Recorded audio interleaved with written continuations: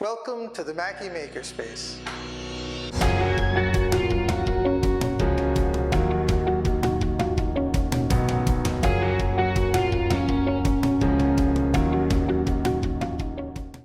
Hi, and welcome to the Macke Makerspace. I'm Brother Bob Macke. Today we're continuing our build of the observatory on top of a church. This is the Church of St. Ignatius in Rome, where in the 1850s, the Jesuit astronomer Angelo Secchi built an astronomical observatory on the roof. So last time we finished the structure, the basic structure here, got the walls up, but there's still a long ways to go, of course. And today, I'm afraid, the theme is going to be something along the lines of measure once and cut many times. What I mean by that is there's a lot of corrections we're going to need to make on what we already did. In part, that's due to the fact that I am doing the research as we're building this. I'm constantly discovering little things in parts that we've already constructed that we need to adjust and fix. And that's just going to be part of the way this build goes. So one example here is in this wall and on the opposite wall, there are little windows. And so we need to cut those out. A little more challenging part here is this little section of the roof happens to be a little bit lower than the rest of this. So we're going to have to cut that out or maybe learn to live with it. I've already done some work on this already. I've extended these windows here. A few things we won't be able to fix. So for instance, this section of the roof is a couple millimeters longer than the corresponding part of the floor. I don't know how I made that error, but that means that all of these pillars here are leaning over just a little bit. And we're just going to have to live with that. I can straighten up the facade and do a little something with the trim, but otherwise, this will be noticeable. But it's off to the side, so who's going to notice it anyway? When I put up these walls, the foam bit is a little bit proud of the plastic bit.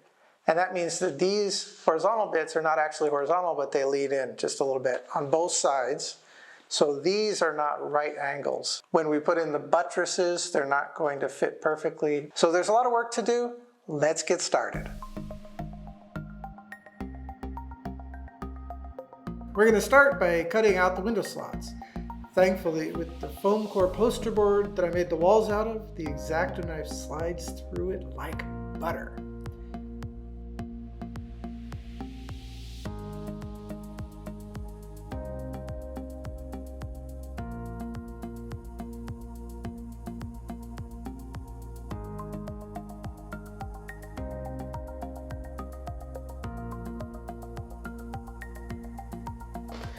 Next, we have to deal with the oversized bit of roof. That's tough plastic, so the knife is useless.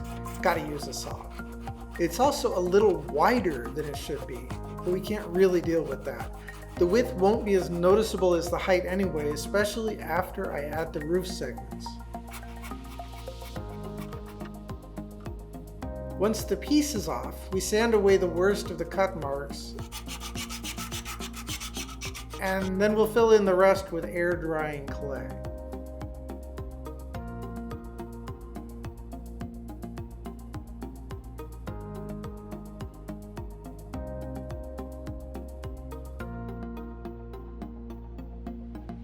I'm trying to ppletely fill in that space as much as possible, so I'm going to cram as much clay as I can in there.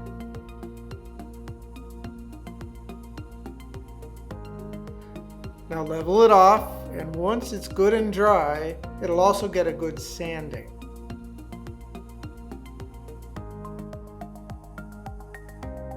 For most of the trim, 1 millimeter thick styrene is the way to go. It's very easy to cut. Just score it with an X-Acto blade and pop it right off.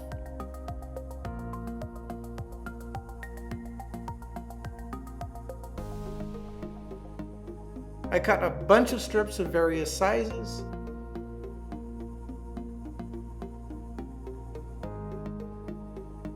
Now a light sanding will dull the surface and help them accept the glue.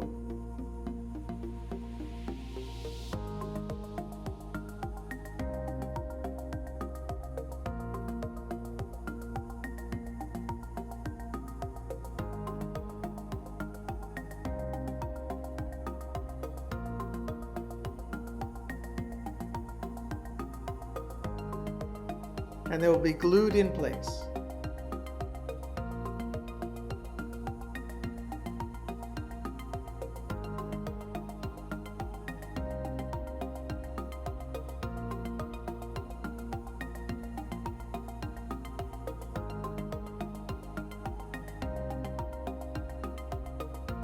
I also 3D printed some small frames to smooth out those window openings.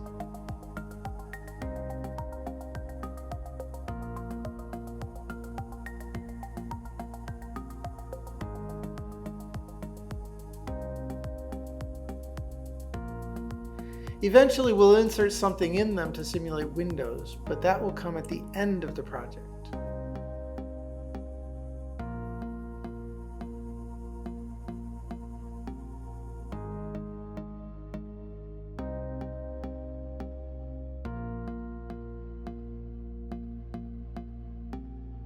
Now I'm laying out the buttresses and the small domes over the side altars.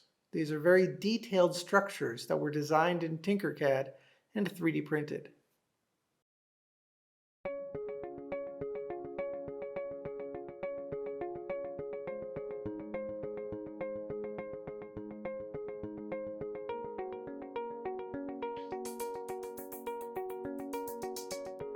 I want to make sure that this buttress is properly vertical so it will sit flush with the facade. So that's what I'm doing here. I'll glue down the buttresses, but not the domes for right now. I want to be able to remove them for painting and other detail work.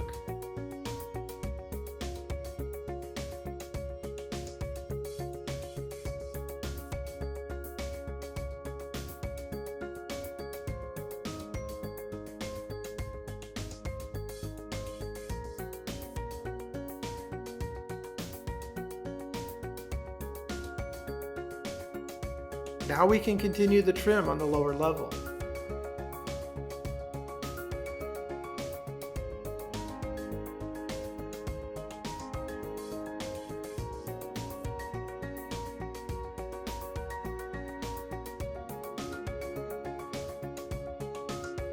These window inserts are just press fit without any glue.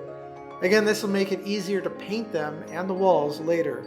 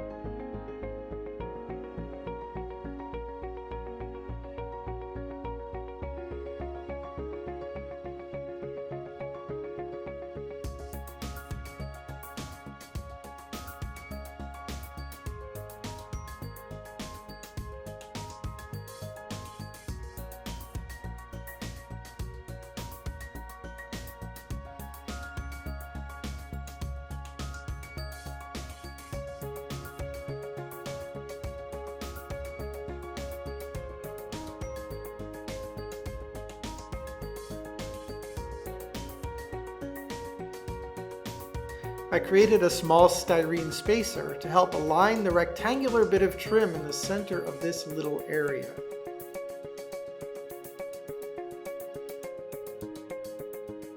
And once the trim is glued in place, the spacer pops right out and I can use it on the next one.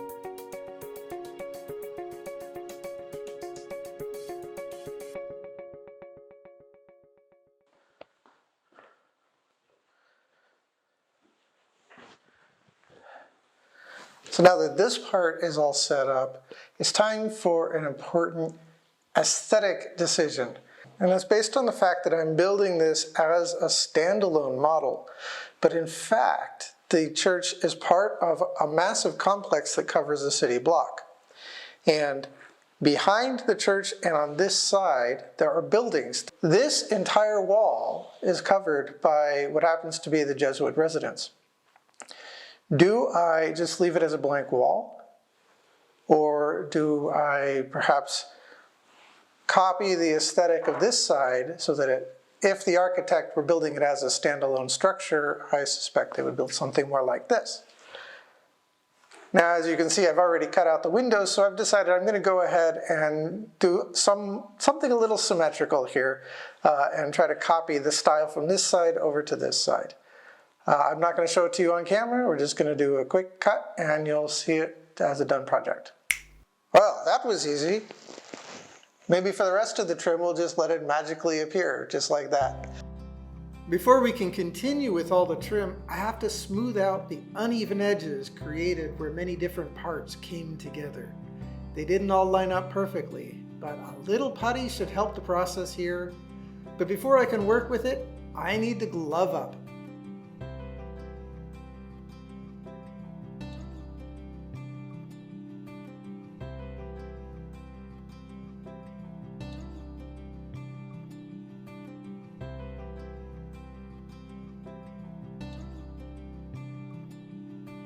By the way, this section of the building housed Secchi's terrestrial magnetism laboratory. And directly underneath it is the side altar where the Jesuit St. Aloysius Gonzaga is entombed. Fans of college basketball should recognize that name.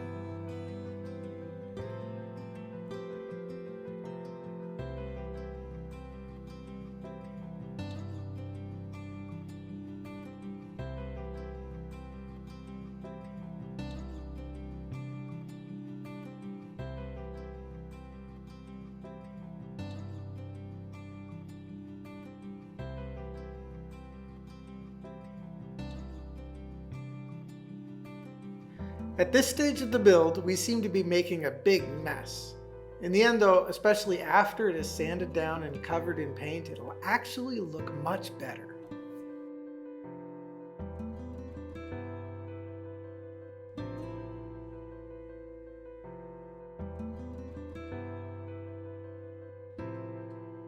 So I went ahead and applied putty to other parts of the building, and now it's time to sand it down.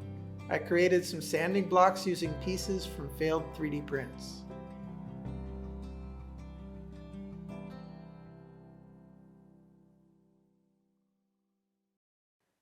And after the sanding was done, I finished off the styrene trim. Time for another last-minute fix. I had overlooked this side door and window in my initial design, and so now we have to cut out the openings for them.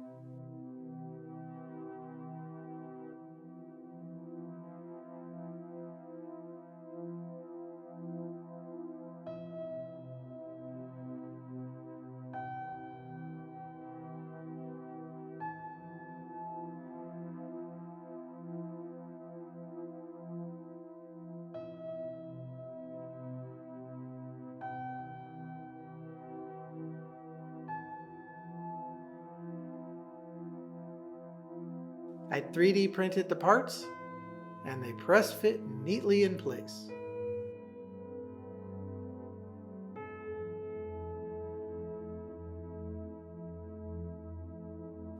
Oh, okay, remember what I said about making a standalone structure?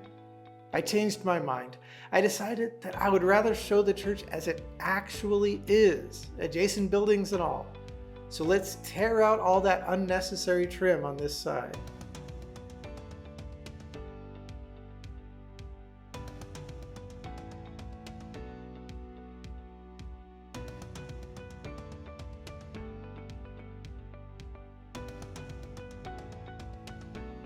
I kind of enjoyed this process. It's like demolition day in a house renovation.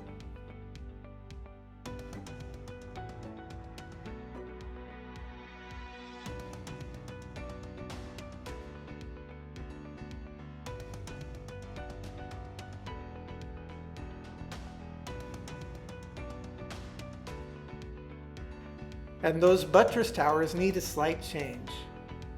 There we go.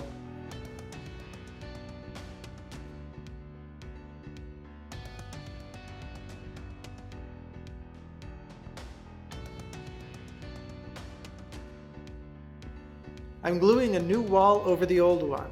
This is where the Jesuit residence is located.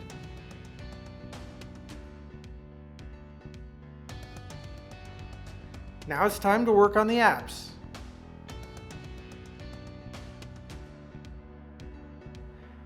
The 3D print didn't come out great. For some reason, the last layer is printed very rough. It's probably not enough interior fill. But anyway, I can work with it as it is. Most of that will be hidden behind another structure anyway, and the part that shows can be sanded smooth.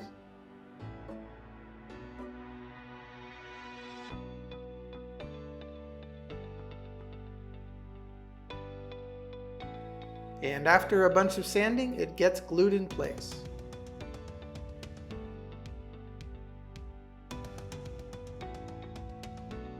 For now, I'm going to use double sticky tape to secure the top of the apse. It'll get glued down properly after painting.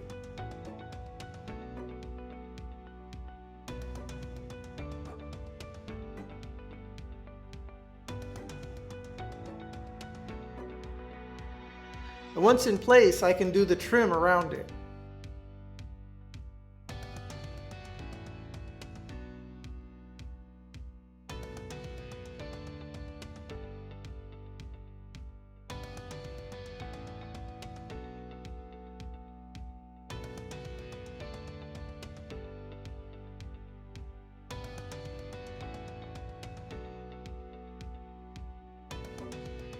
Now that all that's done, I've got a few more window frames to insert.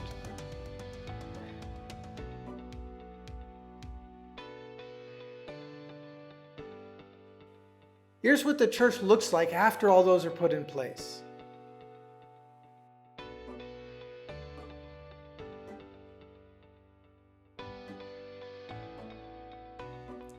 Above the side altar of Aloysius Gonzaga, but below the magnetism lab, there's a bit of extra stonework trim that we need to put in place. Because it's plastic on plastic, I'm using plastic model glue.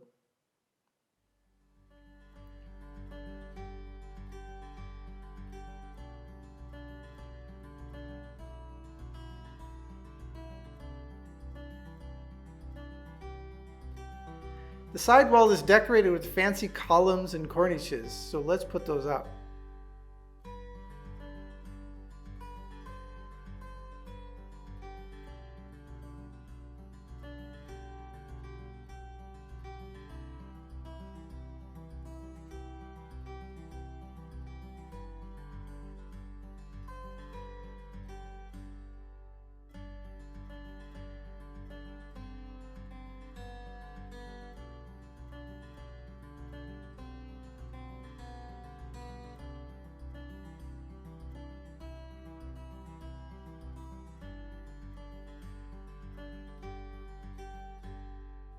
Now for a bit of tile to keep the rain off the fancy trim.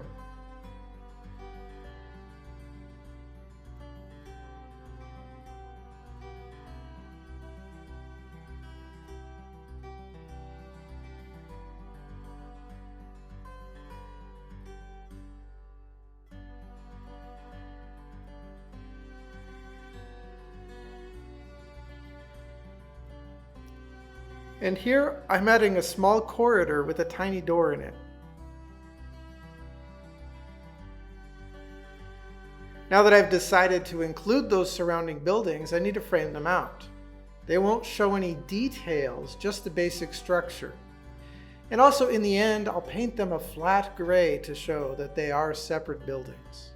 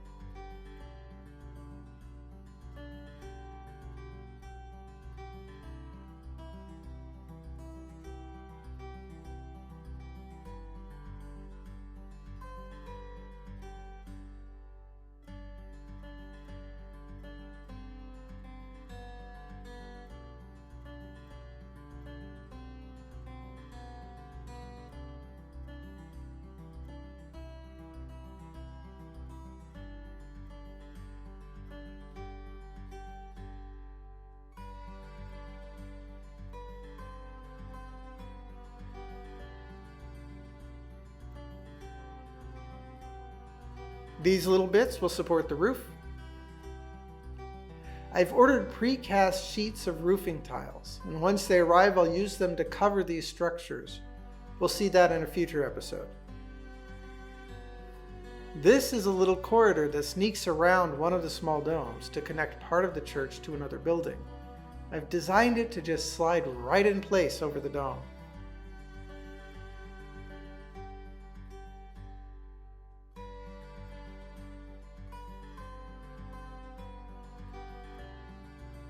Now for a few tiny details.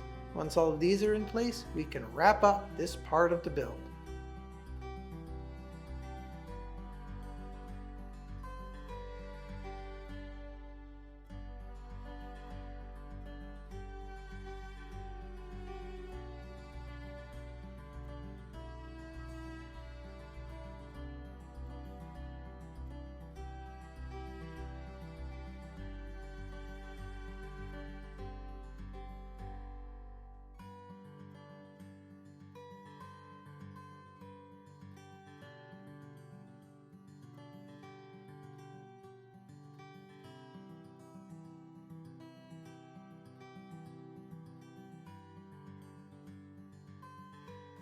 With all the work that we've done in this part, this thing is really starting to come together. I think now would be a good time to give a sense of the scale of this structure. So to that end, I printed out this little horse and buggy. As you can see, it's completely dwarfed by this church. We still have a lot to do. There's still the facade and the top. That's going to be the work of next time. In the meantime, if you'd like to support the work of the Vatican Observatory, or even just to learn more about it, there's a link in the description below. And until then, have a good day, and I'll see you next time.